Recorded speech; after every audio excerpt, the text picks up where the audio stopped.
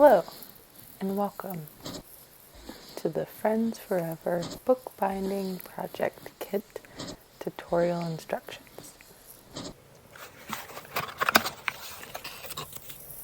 The first thing I'm going to do is unpack the box and show you everything that's inside. Alright, this little roll up here is your handy dandy hand towels made from recycled t-shirts. Then we have a thumbtack, which we'll use to poke the holes. I'll unwrap this now, taking note that my needle is already threaded with the thread that I need, so I won't have to worry about that.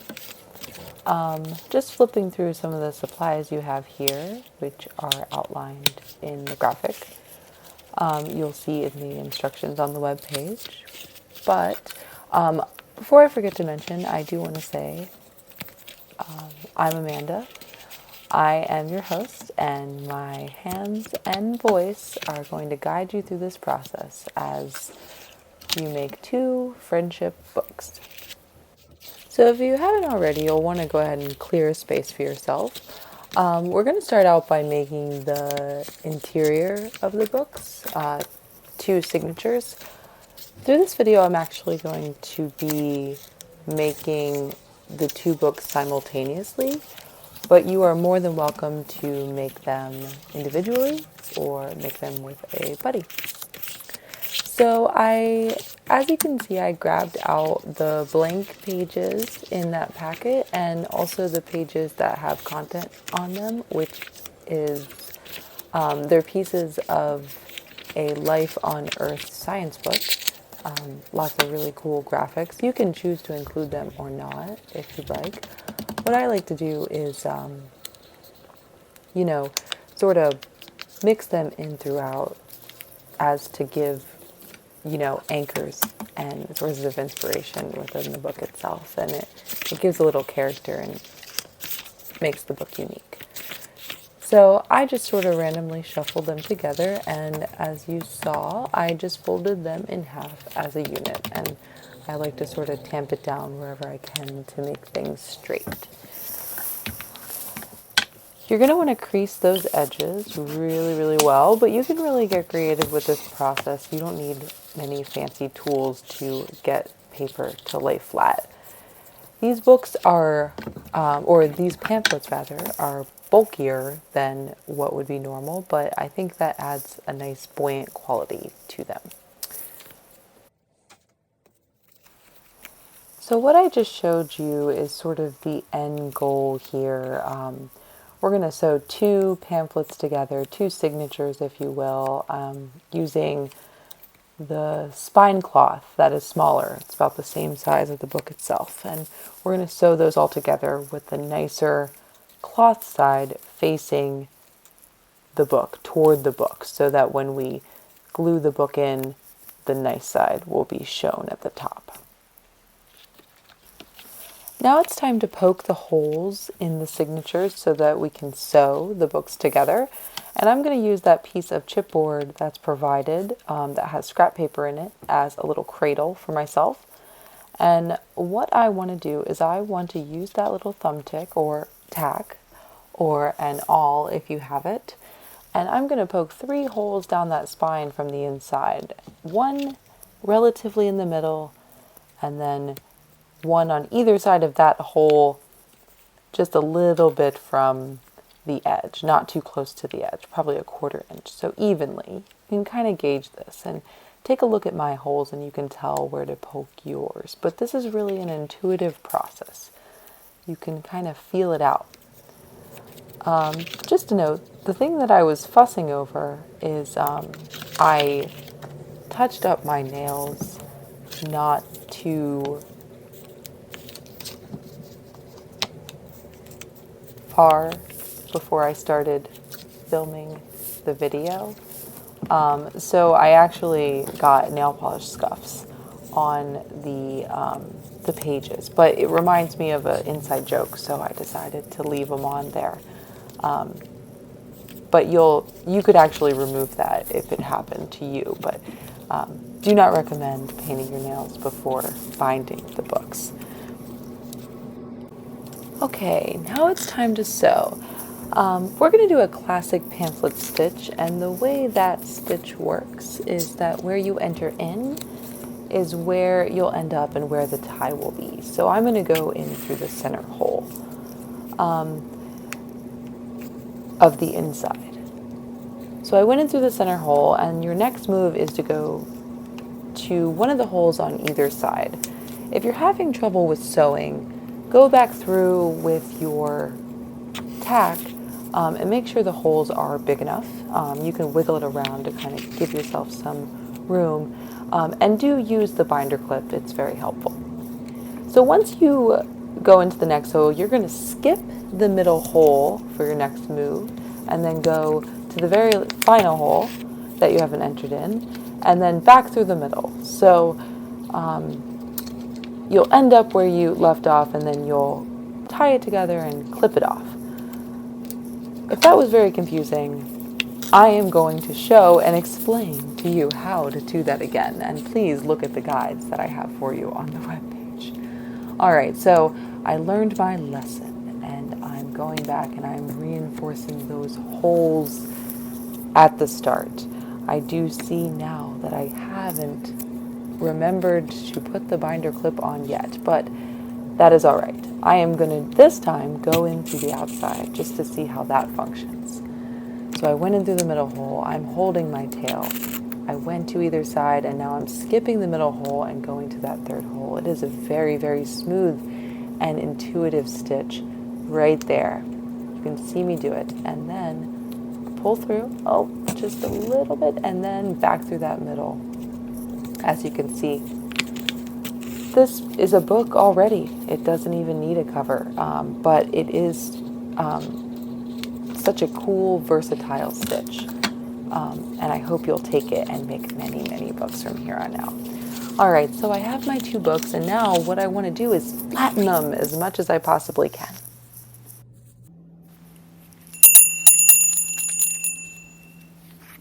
Now we're going to get started on the cover of the book, and for that we're going to need those 2 large spine cloths. What we'll do is we'll face them cloth side down on our table, and we'll notice the guides that are provided for you. This is what we're essentially trying to make, this frame structure. That spine will link the 2 boards together and you'll have a cover. So let's get started. You sort of want to take some time to set yourself up. You are certainly free to do 1 cover at a time. I'm sort of trying to do 2 at once just to see how that comes out. So once I get my glue pages set and everything is sort of ready to go, I am going to mark the boards where the cloth ends, just so that it'll be easy for me to know exactly where to place the glue. And you always want to put glue on the thickest thing possible, so the board is what it is. So I'm just applying a nice even layer at the ends and, using that applicator that's provided. You don't really need to use a ton of glue, so you can use it for basically the entire project. All right, this is where you will want those hand towels handy, however. So you'll see that I was kind of working out the air bubbles, and whoopsie, I need to get that beautiful end page out of the line of glue, because that is one thing you need to understand about glue. You do not want to get it on parts of your project, so be very careful as you're gluing, obviously.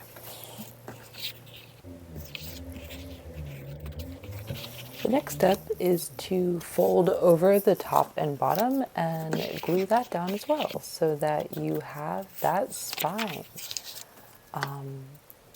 What you are essentially creating here is a hinge, and that can be transferred in a lot of other ways if you think about it.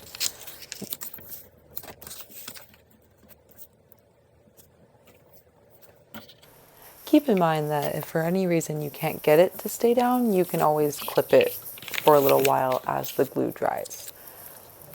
So again, about the glue, every time, and in an instance like this, you have exposed glue, you'll notice that every time before I even place the material where I need it to go, I take that glue page and I fold it up and I throw it on the ground if I have to.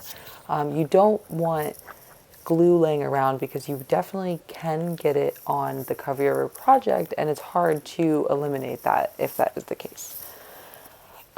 So now I'm just going to repeat the process, and this is a good time to mention that a lot of times in bookmaking it's symmetrical. So what you're going to do to one side, you're going to do to the other side. So it's very repetitive, as you'll notice, and part of the benefit of doing two books at once as well is kind of practicing each step a little bit more than what you would do normally, and taking that to mind as well.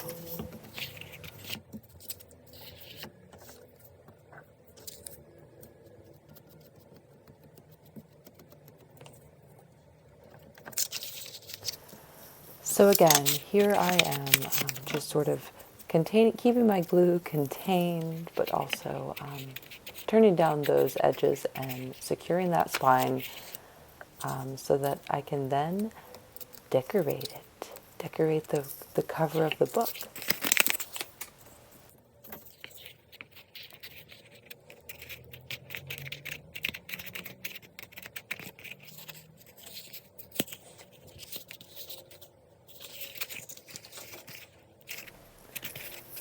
And there you go. As you can see, it's essentially a book already if you want it to be. All right, so you've probably already guessed that it's the exposed edges of the board that we're going to be covering. I'll also just mention that this is a quarter cloth style binding, or a variation of it. But there are many binding styles that incorporate cloth and papers in different ways. So just skipping ahead, you'll notice in your packet you have plenty of papers to cover these boards. You can use one big piece, or you can use a mixture of pieces like I'm doing here. Keep in mind that you'll want to put the glue on the board itself rather than the paper, because it'll be much easier to work with. And as you're building the design of the cover, if you are using pieces, just make sure that you have a perimeter around the full book, around that board, so that you can, as soon as you're finished, cut the corners and turn in the edges so that you can have that nice clean look, and you'll see what I mean by that in just a little bit. But yeah, this is your opportunity to be super creative and have fun with it. And don't worry about the glue drying too fast as you're working with this paper. You can pull things up and place it underneath if you have to.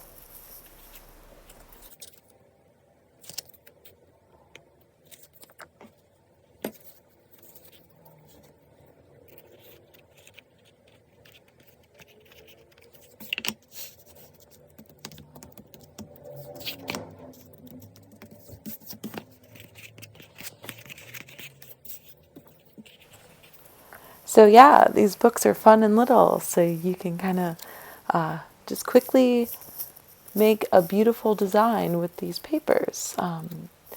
So just, make sure that you press everything down really good like I did, and get started on the other side.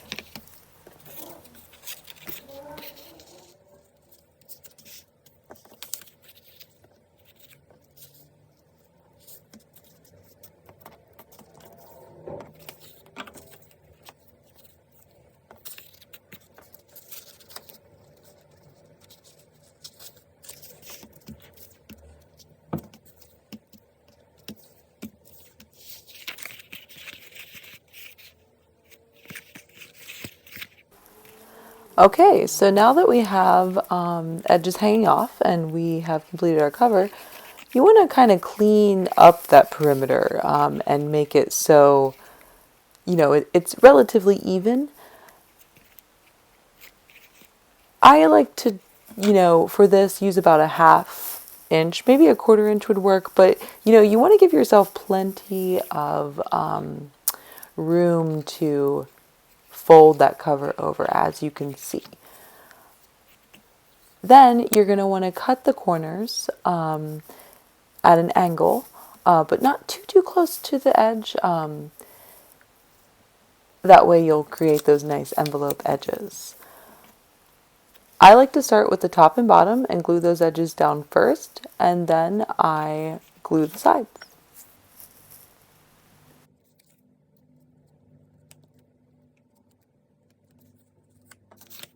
Make sure you keep that glue contained. And then once you have the top and bottom glued down really well, you can kind of poke in those edges like so, just to keep it all really neat. For me, every time I feel surprised and happy about what I end up creating, even out of just a few pieces of beautiful material.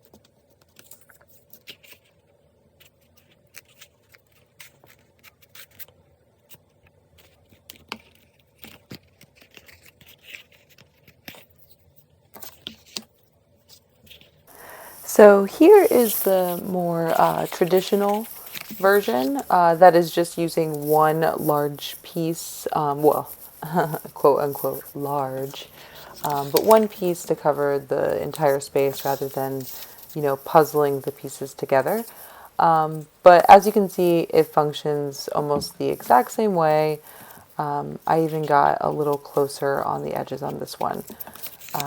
But yeah, glue down the top and bottom, and like I said before, you're repeating the process. A lot of what you do to one side, you're going to do it to the other.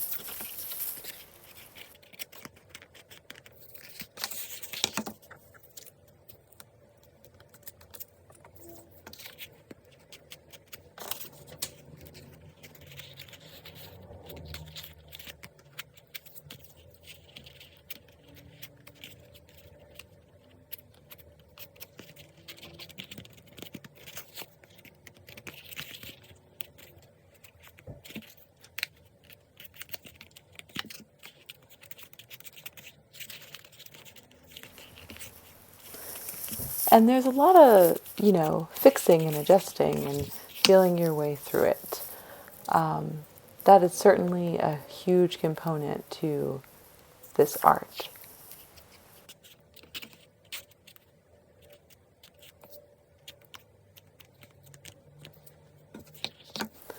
All right, let me go ahead and wipe my fingies and contain that glue. And I think we are about finished with those two covers.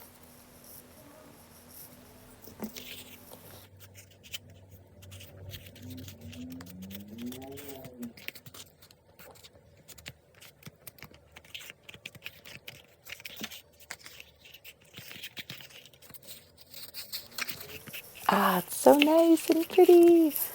Just want to make sure all the air bubbles are out, and boom, can already see it looking like a book.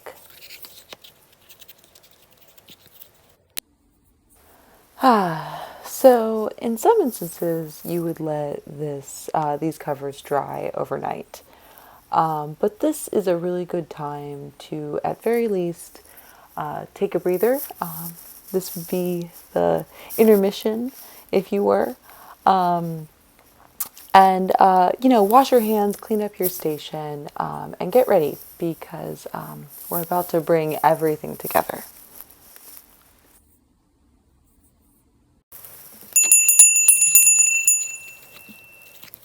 All right, the home stretch. We're going to case in the book.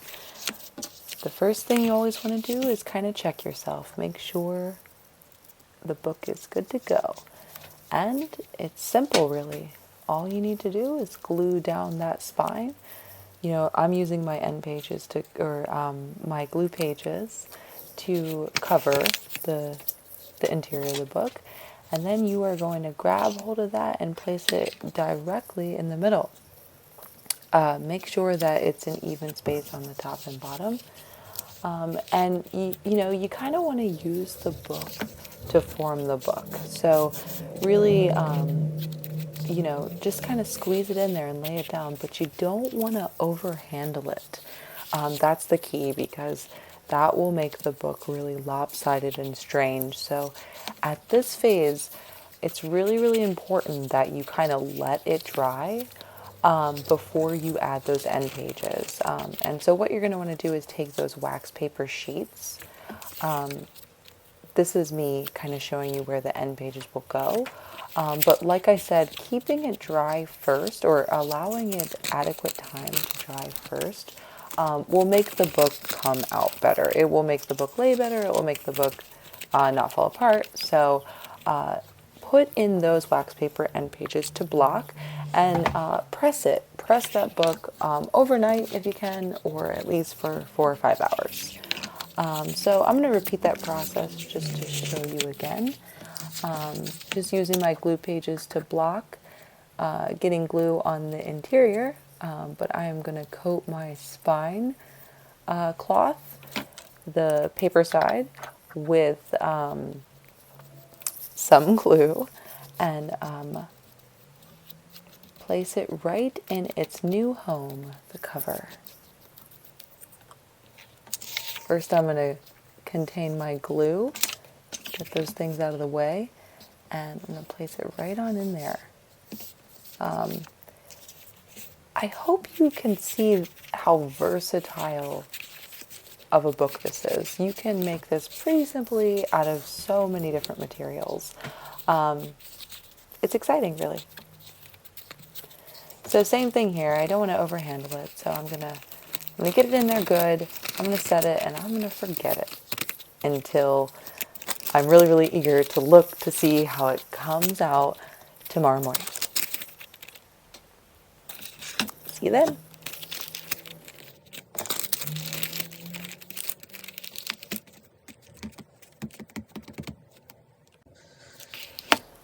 All right, it's a new day, and here's what it looks like.